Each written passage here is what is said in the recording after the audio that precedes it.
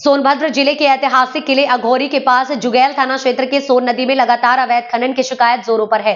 सीमा से बाहर जाकर तथा नदी के बीच धारा में किए जा रहे खनन को लेकर चलाई गई खबर का बड़ा असर सामने आया है।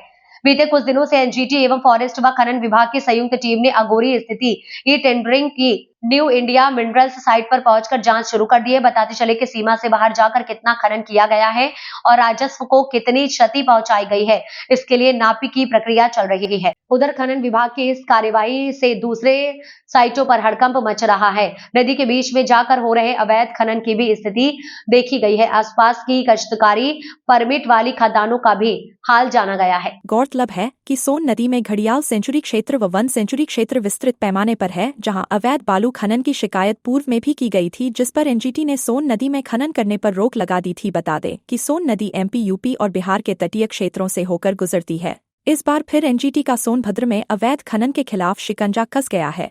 सोन नदी में घड़ियाल सेंचुरी क्षेत्र में अवैध खनन की शिकायत कोई नई नहीं है। पूर्व में भी मानकों के अनुसार खनन न करने पर कार्रवाई हुई है, जिसको लेकर एनजीटी ने मध्य प्रदेश, यूपी और बिहार सरकार की संयुक्त टीम बनाकर जलीय जीव जंतुओं के संरक्षण सुनिश्चित करने के निर्देश भी दिए थे। बालू माफियाओं द्वारा पूर्व में किए गए आदेशों और निर्देशों के नियम और शर्तों को ताक पर रखकर बड़ी-बड़ी मशीनों व नावों को नदी में उतारकर नदियों का दोहन कराया जा रहा है। यहाँ तक कि नदियों के स्वरूप के साथ खिलवाड़ किया जा रहा और नदी की बहती अविरल धारा को रोककर खनन कराया जा रहा है, जिस पर जिला प्रशासन भी इस ओर से आंखें मूंदे रहा। बड़ा सवाल तो यह है कि खनन पट्टों को जारी करने से पहले जिला प्रशासन उनकी वैधानिकता की पूरी जांच करता है। यहाँ तक कि पर्यावरण की एनओसी भी राज्य स्तरीय संस्था देती है। ऐसे में पर्यावरण को लेकर इतनी बड़ी चूक होना किसी की भी समझ से परे है।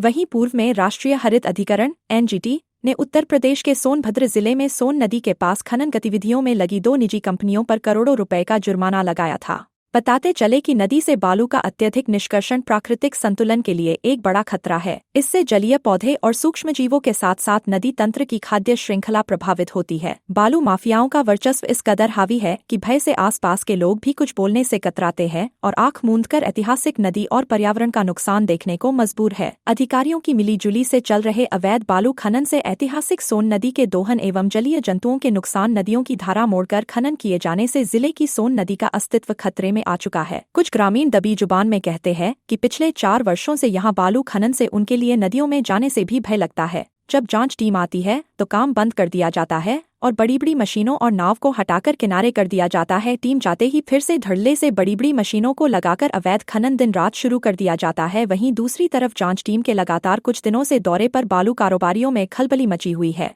कहा यह भी जा रहा है कि 1-2 दिन में बड़ी कार्रवाई सामने आ सकती है। इस मौके पर पहुंची टीम के सभी अधिकारी मीडिया को बाइट देने से टालमटोल करते नजर आए। मौके पर फॉरेस्ट विभाग टीम के साथ ओबरा तहसील एसडीएम विवेक कुमार सिंह मौजूद रहे।